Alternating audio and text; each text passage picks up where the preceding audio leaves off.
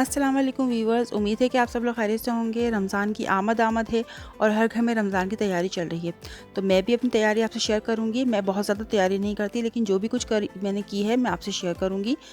मैंने शामी कबाब बनाए थे, लेकिन इत्तेफाक से ये रेशा वाले बन गए, क्योंकि शामी कबाब का गोश्त और इसका मसाला इतना अच्छा गल गया था कि मैंने इसको मैशर से ही मैश कर लिया, मुझे चॉपर की ज़रूरत नहीं पड़ी। तो ये रेशे वाले कबाब बन गए मज़ेदार से शामी कबाब। मेरे चैनल पे शामी कबाब की रेसिपी मौजूद है, मैं लिंक जो है डिस्क्रिप्शन बॉक्स में दे दूँगी, आप वहाँ से पूरी रेसिपी देख सकते हैं। तो मैंने तमाम मसाले इसमें मिला लिए थे और देखें बग़ैर चॉपर में चॉप किए मसाला कितना ज़बरदस्त जो है वो मैंने मैशर से ही इसको मैश कर लिया था। अब मैं इनके तमाम कबाब बना के रख लूँगी। मैं जो है वो खाने ज़्यादा बना के नहीं रखती, क्योंकि हमें कोशिश करनी चाहिए रमज़ान में कि हमें खाने जो हैं वो ताज़े ही बनाने चाहिए और ताज़े ही खाने चाहिए, और खाने बनाकर हमें फ्रीज़ नहीं करना चाहिए। अलबत्ता हमें खानों से मुतालिक जितनी भी जो हेल्पफुल रेसिपीज़ हैं वो हमें ज़रूर बनानी चाहिए, जो कि ताज़ा खाना बनाने में हमारी मदद कर सके। तो वो चीज़ें जो कि ताज़ा खाना बनाने में हमारी मदद कर सकेंगी, वो चीज़ें मैं आपसे शेयर करूँगी कि मैंने क्या क्या इसको तैयारी की है। तो शामी कबाब मैंने बना लिए हैं और इसको मैं किस तरह स्टोर करूँगी कि मैंने कंटेनर ले लिया है और इसमें मैं रख के, ये देखें बटर पेपर लगा लगा के मैं तमाम शामी कबाब इसमें रख दूँगी और इसको मैं फ्रीज़र में रख दूँगी। अभी ये सॉफ़्ट हैं, इसलिए मैं इनको बटर पेपर पर अलग अलग करके रख रही हूँ। और जब फ्रीज़र में मैंने रात को ये रखे थे और दूसरे दिन जब निकाले थे तो ये बहुत फ्रीज़ हो चुके थे। तो आप ज़रूरी नहीं है कि इसको कंटेनर में रखें बटर पेपर के साथ, आप जो किसी थाल में भी इसको अलग अलग करके फ्रीज़र में रख सकती हैं। और जब ये अच्छी तरह से फ्रीज़ हो जाएँ, देखिए मैंने दूसरे दिन ये निकाले थे, ये फ्रीज़ हो चुके हैं। तो किसी थाल में आप रख सकती हैं। जब ये फ्रीज़ हो जाएँ तो फिर हमें इसका जो है आपस में इसमें स्टिक होने का डर भी नहीं रहता कि चिपकेंगे आपस में या चिपक के ख़राब हो जाएंगे। तो जब ये फ्रीज़ हो जाएं तो आप इसको किसी भी एयर टाइट कंटेनर में रख लें, या जिस तरह मैं ज़िपर लॉक में रख रही हूँ आप इस तरह भी रख सकते हैं। इसमें हमें अलग अलग करके रखने की भी ज़रूरत नहीं है, बस हमें इसमें जो है वो इसी तरह से डाल के इसको ज़िप लॉक कर देना है इसको, और इस तरह से हम इसको फ्रीज़र में रख सकते हैं। कंटेनर जो है वो वैसे भी जगह बहुत ज़्यादा घेरता है फ्रीज़र में, तो इसी तरह से ज़िपर लॉक में हम रखेंगे तो हमारी जगह भी कम, इसमें स्पेस भी हमारा कम ये लेगा। तो इस तरह से हम इसको स्टोर कर सकते हैं, और जब हमें इसको यूज़ करना हो 1 घंटे पहले निकाल के बाहर रख दें, अलग अलग करके रख दें इसे, और आराम से इसको आप फ्राई कर लें। तो ये हमारे शामी कबाब रेडी हो गए हैं जो मैंने रमज़ान के लिए बना के रखे थे। ये आप देख सकते हैं, इस तरह बना के इसको स्टोर कर सकते हैं। सेकंड रेसिपी जो मैंने बना रही थी वो है, मैंने सिर्फ चने बॉईल करके रखे थे।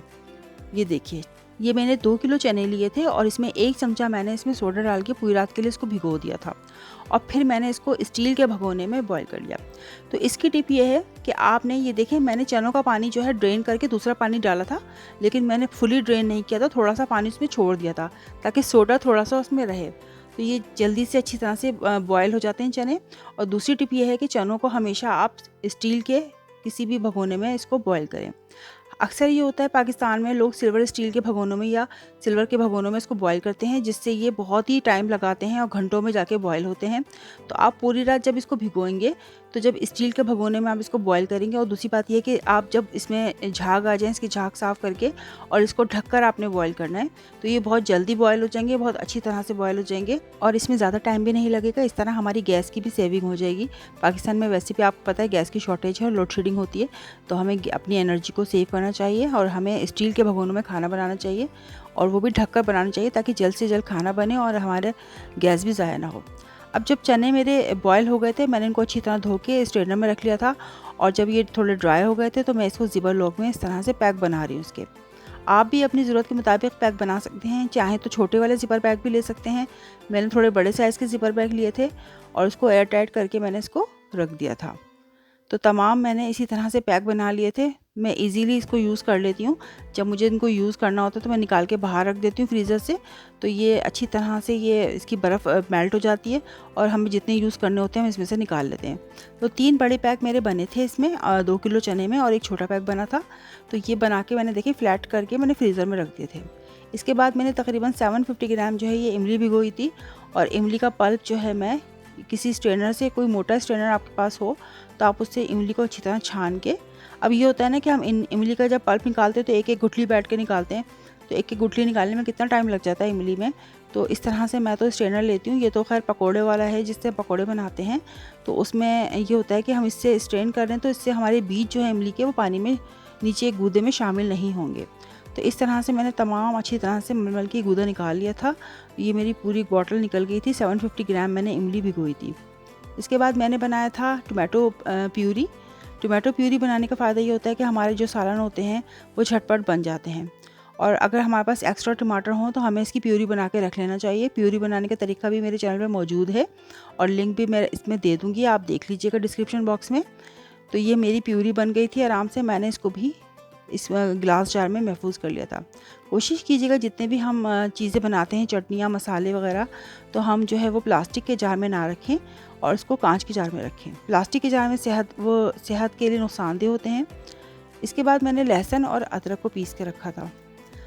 ये देखिए, मैंने आधा किलो तकरीबन लहसुन लिया था और आधा किलो से थोड़ी ज़्यादा जो थी वो अदरक थी। इन दोनों को मैंने अलग अलग पीस के रखा था। ये दोनों को मैंने पीस कर इस तरह से जार में भर लिया था।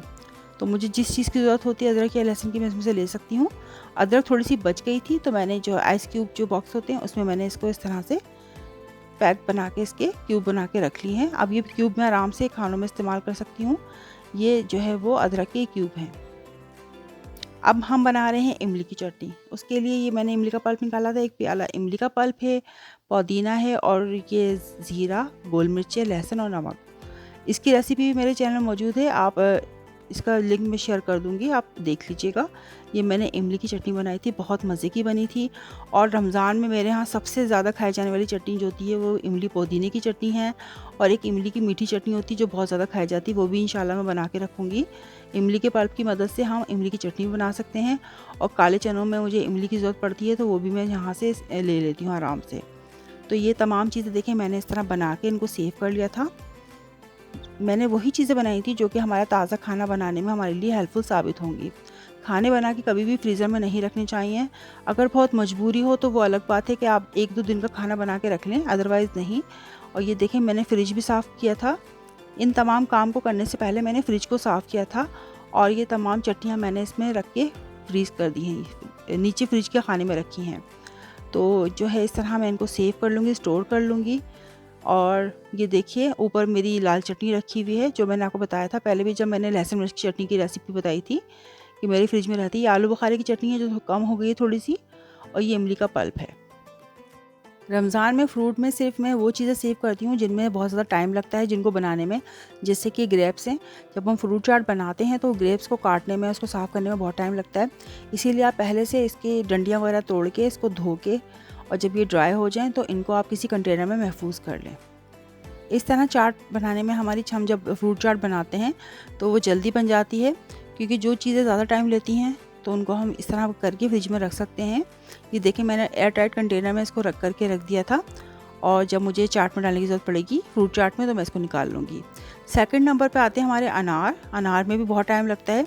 अगर फ्रूट चाट बनाने के दौरान हम अनार को छीलने बैठ जाएँ तो बहुत टाइम लग जाएगा। इसीलिए पहले से तमाम अनार छील के, उनको धो के अच्छी तरह इनको ड्राई करके किसी एयर टाइट कंटेनर में इसको भी सेव कर लें, और जब आप फ्रूट चाट बनाएं तो इसको थोड़ा थोड़ा उसमें डाल दिया करें। तो इतने अनार मेरे तकरीबन हफ्ता 10 दिन चल जाते हैं, क्योंकि मैं बहुत ज़्यादा क्वांटिटी में डालती नहीं, थोड़ा थोड़ा डाल देती हूँ। आधा प्याला हर फ्रूट चाट में डेली डाल देती हूँ, तो इस तरह ये चल जाएंगे आराम से। इसको मैं एयर टाइट करके फ्रिज में रख दूँगी। इसके बाद ये देखिए मैंने पापड़ी ली थी। पापड़ी तो मैंने घर में ही बनाई थी, जिसकी रेसिपी मेरे चैनल में मौजूद है। मैं उस दिन बाज़ार गई थी तो मुझे पापड़ी नज़र आई, तो मैंने ये बनी बनाई ले ली थी, क्योंकि मैं काफ़ी बिजी थी। मैंने सोचा चले बनी बनाई पे ट्राई करते हैं। तो इसको भी मैंने एयर टाइट कंटेनर में रख के इसको मैंने सेव कर लिया है। अब बारी आती है खजला फेनी की, जिसके बगैर तो रमज़ान बहुत सूने सूने हैं। तो फेनी हमारे यहाँ लाजमी सहरी में बनती है, और ये निम्को अफ्तार में बनते हैं लाजमी। मीठे निम्को मैं मीठे दही बड़े बनाती हूँ इससे, बहुत ही मज़े के दही बड़े बनते हैं मेरे यहाँ इससे। और फेनी हम लोग ना अफ्तार सहरी में खाते हैं, और बहुत डेली खाई जाती है, बहुत शौक़ से खाई जाती है। तो ये दोनों चीज़ें रमज़ान की तैयारी में पहले पहले हैं। इसके बगैर तो रमज़ान की तैयारी कंप्लीट ही नहीं होती। तो ये मज़ेदार सी फेनी और निम्को भी जो है वो रमज़ान की तैयारी का हिस्सा हैं।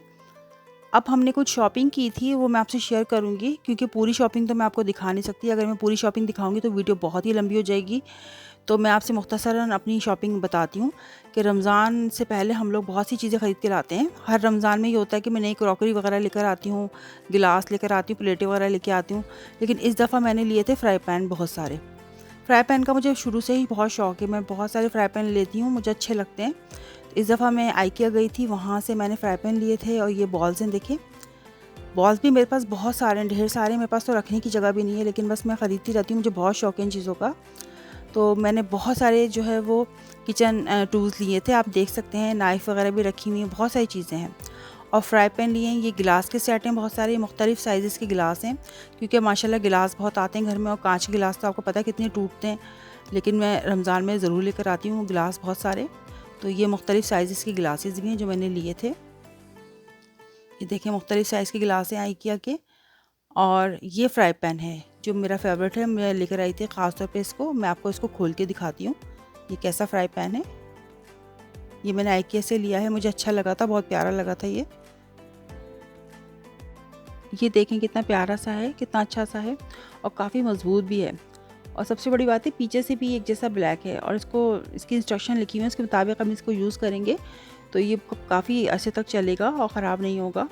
इसको जो है वॉश करना भी आसान है पीछे से। तो मैंने इसको अभी पैक करके रख दिया, मैं इंशाल्लाह इसको निकालूंगी ज़रूर। और ये देखें मैंने बहुत सारी चीज़ें ली थी आइकिया से। मेरे पास जो है वो आइस क्यूब के बॉक्सेस बहुत सारे थे, लेकिन मैंने फिर भी ले लिए। और ये मैंने देखें स्कॉच ब्राइट लिया है। स्कॉच ब्राइट जो बर्तन धोने के लिए मैंने ये यूज़ करती हूँ, इसके अलावा किसी और ब्रांड का मैं यूज़ नहीं करती, मुझे बिल्कुल पसंद नहीं आते। अगर हम किसी और ब्रांड का यूज़ करते हैं वो बहुत जल्दी ख़राब हो जाता है। ये भी आइस क्यूब बॉक्सेस हैं, सारे मैंने लिए हैं वाइट कलर के, मुख्तलिफ़ कलर के। ऑलरेडी मेरे पास बहुत सारे हैं। और ये भी देखें ये सॉल्ट एंड पेपर के सारे जार हैं।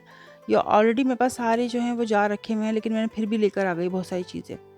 और मैंने सीज़र भी ली थी किचन के लिए, बहुत सारी चीज़ें ली थी मैंने किचन के लिए। अगर मैं आपको सारी चीज़ें दिखाऊंगी तो बहुत टाइम लग जाएगा। आपको मैं मेन चीज़ें दिखा रही हूँ जो मैंने ली हैं, मतलब जो ख़ास चीज़ें मैं ऊपर से जो मुझे नज़र आ रही हैं बस मैंने वही आपको दिखाई हैं। अच्छा, वहाँ पर ये मुझे नज़र आया था, बहुत अच्छा था ये स्मूदीज़ वगैरह के लिए, शेक के लिए। तो वहाँ पे ये लगा हुआ था। तो वहाँ पे जो सेल्समैन थी, गर्ल्स थी, उन्होंने भी ये बताया कि बहुत अच्छा है, ये है वो। हम पहले भी यूज़ कर चुके हैं, मैं ब्राउन की चीज़ें यूज़ करती हूँ अमूमन। तो मैंने ये ले लिया था। मैंने कहा चलिए रमज़ान में और वैसे भी गर्मियों में काम आएगा, स्मूदीज़ वगैरह के लिए, शेक के लिए। अच्छा, ये मैंने लिया है हैंड ब्लेंडर, जो मैं ऑलरेडी यूज़ करती हूँ ब्राउन का। मैं ऑलरेडी यही यूज़ करती हूँ, लेकिन मेरा थोड़ा पुराना हो गया था और इसका जार थोड़ा सा जो है वो क्रैक हो गया था, जो प्लास्टिक का जार होता है। तो मैंने इसलिए ये भी नया लिया है हैंड ब्लेंडर। मुझे इससे बहुत आसानी रहती है खाना बनाने में, ये हमारे लिए बहुत हेल्पफुल साबित होती हैं ये चीज़ें सारी। ऑलरेडी मेरे पास बहुत सारी मशीनरी हैं रखी हुई हैं, लेकिन मैं लाती रहती हूँ। ये छोटी सी केटल मुझे बहुत अच्छी लगी थी वहाँ पे, मैंने सोचा इसको भी ले लेती हूँ। तो वैसे भी ये हम लोग के यहाँ होता है ना, कभी हम 3-4 कप चाय बनाते हैं, पीते हैं, तो कम मकदार में जब चाय बन रही होती है तो इस तरह से हम इसमें आराम से बना सकते हैं। मुझे वो अच्छी लगी थी, मैंने ये भी ले ली। तो बहुत चीज़ें मैंने ली हैं। एक मैं आपको देखिए ये दिखाती हूँ। ये मैंने ट्रे ली थी, ये मैंने साको से ली थी। मैंने 2 जगह से शॉपिंग की थी, साको से आइकिया से। तो ये साको से ली थी और ये आइकिया से ली थी। ऊपर से स्ट्रेनर, ये पकौड़े बनाने का स्ट्रेनर है। आप पकौड़े बना के इसमें सर्व भी कर सकते हैं या इसमें ऑयल भी स्ट्रेन कर सकते हैं इस तरह रख के। और ये ट्रे तो मैंने खैर चावलों के लिए ली है, तो ये भी मैंने वहीं से लिया आइकिया से। तो माशाल्लाह से मैंने काफ़ी शॉपिंग की थी। और ये देखें एक फ्राई पैन, ये भी मैंने लिया था। ये भी नॉन स्टिक है, बहुत ही प्यारा है। काफ़ी चीज़ें, बहुत अच्छी अच्छी मैंने चीज़ें ली थी। स्पैचुलास और नाइफ्स ली थी मैंने, ब्रशेज़ लिए थे, पूरे सेट थे उनके। अच्छा, मैं आपको एक फ्राई पैन और दिखाती हूँ जो मैंने आइकिया से लिया था। ये भी मुझे बहुत पसंद है और ये बहुत ही खूबसूरत और पायदार किस्म का स्टील का मैंने फ्राई पैन लिया है आइकिया से। तो ये काफ़ी पायदार और बड़ा ज़बरदस्त सा है और काफ़ी भारी, आप देख सकते हैं इसको आगे पीछे से। तो ये थी मेरी रमज़ान की मुख्तसर जो है वो तैयारी। रमज़ान में ताज़ा खाना बनाइए, अपने प्यारों को ताज़ा खाना खिलाइए और वो चीज़ें ज़रूर बना के रखिए जो आपके ताज़ा खाना बनाने में हेल्पफुल साबित हों। वैसे भी घर में काम करना ख़वातीन के लिए इबादत से कम नहीं है, ये भी ख़वातीन की इबादत ही है। और ऐसे में अगर आप अल्लाह ताला के किसी नाम का या कलमे वगैरह का, दुरूद शरीफ का या इस्तग़फ़ार का विर्द करें तो ये आपकी इसका सवाब तो आपको रमज़ान में वैसे ही बहुत ज़्यादा मिलेगा और ये आपका तमाम काम इबादत में शामिल होता जाएगा। तो दिल लगाकर घर का काम कीजिए और अपने घर वालों का ख्याल रखिए। अल्लाह ताला ये रमज़ान हम सब के लिए रहमतों और बरकतों का महीना साबित हो। इंशाअल्लाह फिर हाज़िर होती हूँ, जब तक के लिए अल्लाह निगहबान।